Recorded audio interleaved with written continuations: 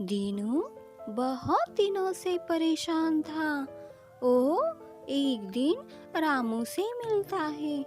तभी रामू उससे कहता है, अरे दीनू, कहाँ चल दिए? क्या जंगल की ओर क्या कर रहे हो?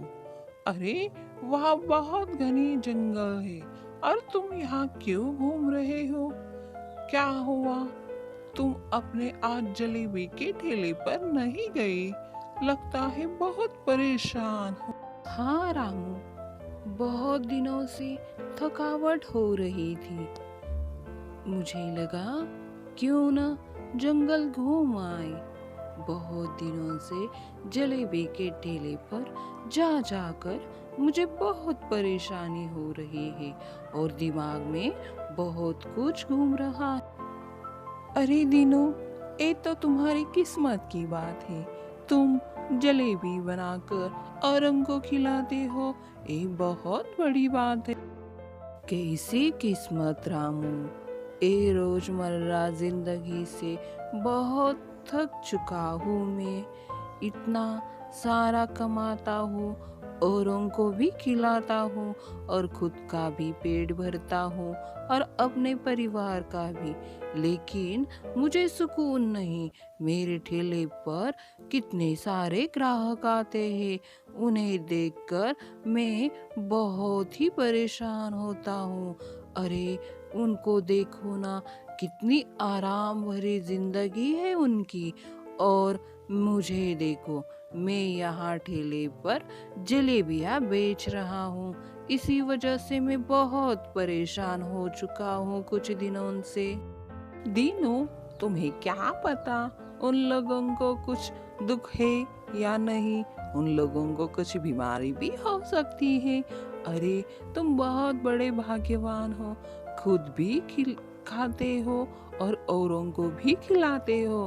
अरे, उन्हें भी तो मेहनत करनी पड़ती है ना तुम्हारे यहाँ आने के लिए। कुछ ना कुछ तो मेहनत करते ही ना। अरे, सबके किस्मत की बात है। तुम इतना परेशान मत रहा करो। अच्छा चल रहा है तुम्हारा कारोबार, क्यों परेशान होते हो? रामू, तुम सही कह रहे हो, लेकिन तुम्हारी बातें मेरे दिमाग में नहीं आ रही इसी वक्त। तो मैं क्या करूँ अब? जाने दो दीनू, मैं तो चला अपने रास्ते, तुम जाओ अपने रास्ते। तुम्हारे दिमाग में नहीं पड़ रही मेरी बातें, तो तुम्हें जो करना है वो तुम कर सकते हो। चलो निकलो, अब मैं जाता हूँ।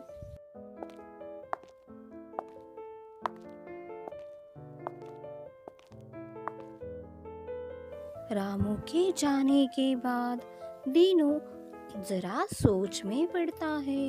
इधर उधर देखता है, किस्मत की बातें उसके पल्ले नहीं पड़ रही थी। ओ, और भी दुखी हो गया और परेशान हो गया रामू की बातों से। अरे, अब मैं क्या करूं? कहाँ जाऊं? पहले से ही दिमाग में इतने सारे सवाल थे, और ए रामू अभी अभी मुझे मिला और उटपटांग बातें की। उसकी बातें मेरे समझ के बाहर है। अब मैं क्या करूं? कहाँ जाऊं? मेरे मन को कहाँ शांति मिल सकती है? क्या करूं प्रभु? आप ही कोई रास्ता दिखाओ।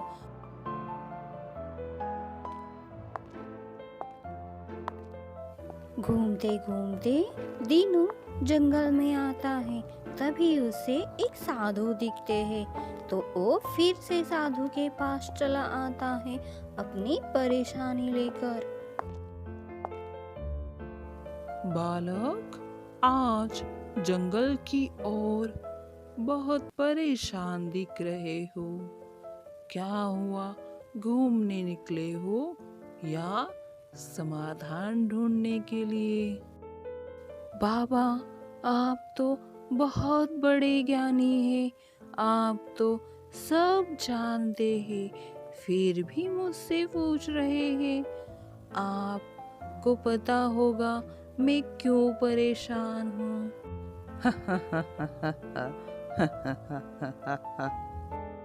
मीनू, तेज दिमाग है तुम्हारा, फिर भी बहुत परेशान हो।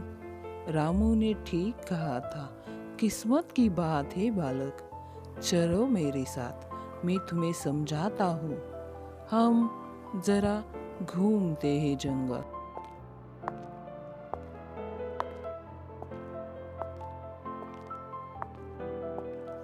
घूमते घूमते साधु दीनू को लेकर अपनी कुटिया की ओर आते हैं और वहाँ कुटिया के बाहर रुकते हैं तो उन्हें पेड़ के नीचे टूटी टांगों वाली एक लोमड़ी दिखाई देती है। रामू, उस लोमड़ी को देखो, वो पेड़ के नीचे छटपटा रही है चलने के लिए, लेकिन नहीं चल रही ना।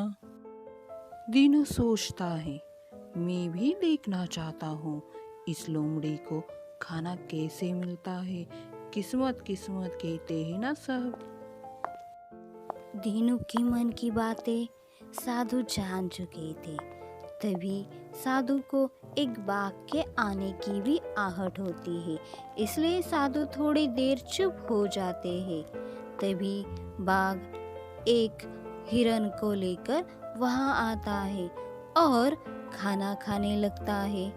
बाघ अपना खाना खा रहा था और जब उसे का पेट भरता है तो वो आधा ही खाना वहां छोड़कर निकल जाता है।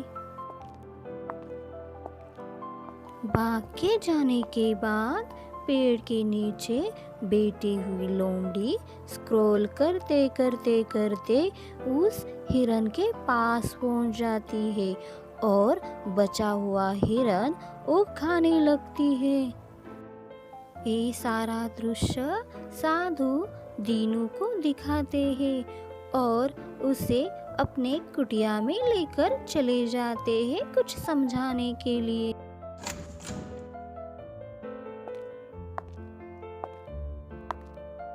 अब बताओ दीनू, तुम्हें लोमड़ी की तरह जीना है या बाघ की तरह? बाघ खुद परिश्रम करता है और दूसरों को भी खिलाता है, और लोमड़ी लाचार होकर अपने किस्मत के मारे वही खाना खाती है। अब बताओ, तुम दूसरों को खाना खिलाते हो, ये अच्छा है या तुम्हारे यहाँ आने वाले ग्राहकों की किस्मत अच्छी है? क्या पता वो ग्राहक किस दुख से जा रहे हैं, तुम्हें पता है नहीं ना? साधु जी, अब समझ में आ गया। अगर किस्मत के मारे रहेंगे तो लाचार होकर हमें जीना पड़ेगा, और खुद परिश्रम करेंगे तो बहुत सुकून से जिंदगी काट लेंगे। लोमड़ी और बाघ की इस कहानी से यही सीख मिलती है परिश्रम ही सबसे अच्छा उपाय है। कोई आकर आपको खाना नहीं खिलाएगा, इसलिए आपको खुद मेहनत करनी पड़ेगी। अगर मेहनत नहीं करनी तो लोमड़ी की तरह लाचार होना पड़ेगा और स्क्रॉल करते करते अपनी जिंदगी काटनी पड़ेगी।